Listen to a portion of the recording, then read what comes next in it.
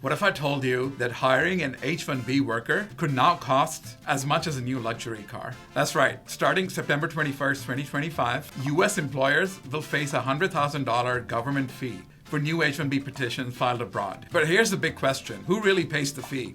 And what does it mean for the future of U.S. immigration? Hi, I'm immigration attorney Sharaque Khan. I'm licensed to practice law in the US, and I help people worldwide with American immigration law. This fee is not a typo. Starting September 21st, 2025, US employers who file a new H-1B petition for workers outside the US must pay an additional $100,000 on top of all the existing government filing fees. Let's put this in perspective. Right now, depending on the situation, employers already pay anywhere from $1,500 to $6,000 in H-1B filing fees. Add in attorney's fees, compliance costs, and premium processing, and it's already expensive. Now add a flat $100,000 surcharge. This is not just expensive, it's game-changing. The stated goal is to discourage over-reliance on foreign workers and push U.S. companies to invest in U.S. talent. Lawmakers have long argued that big tech companies exploit the H-1B system. But here's the reality. For small businesses and startups, $100,000 per worker could make hiring international talent really difficult.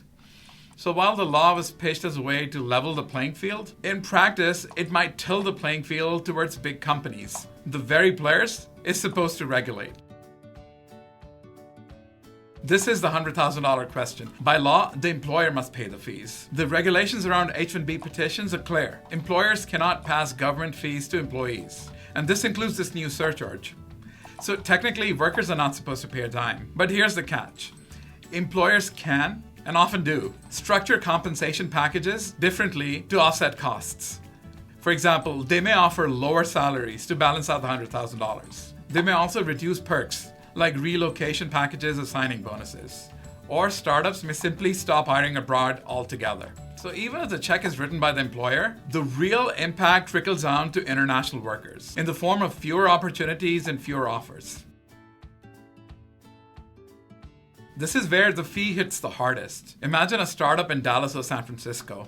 Now imagine they have a seed funding of $2 million. They want to hire a specialized software engineer from abroad. Paying an extra $100,000 fee on top of the salary could eat up 10% of their budget. This can mean a few things. Shifting focus to hiring workers already in the US, like people on OPT or even on existing H-1B visas. Exploring alternative visas like the O1 or the L1, or even outsourcing jobs overseas instead of bringing talent here. In short, this fee may push innovation and jobs out of the US, so it may not protect jobs in the US anyway. Alright, so what does this mean for foreign workers? Well, if you're abroad and hoping to come to the US on an H-1B, this makes things much tougher. Employers will be more selective, and opportunities will shrink. But if you're already in the US, say studying on an F1 visa and working on OPT, your chances may actually improve. Why? Because employers don't have to pay the $100,000 surcharge for foreign workers already inside the US. So that's a huge distinction. International hires, $100,000 fee. Hires in the US, even if they're international, no $100,000 fee. So who really pays a $100,000 H-1B fee? On paper, it's the employer.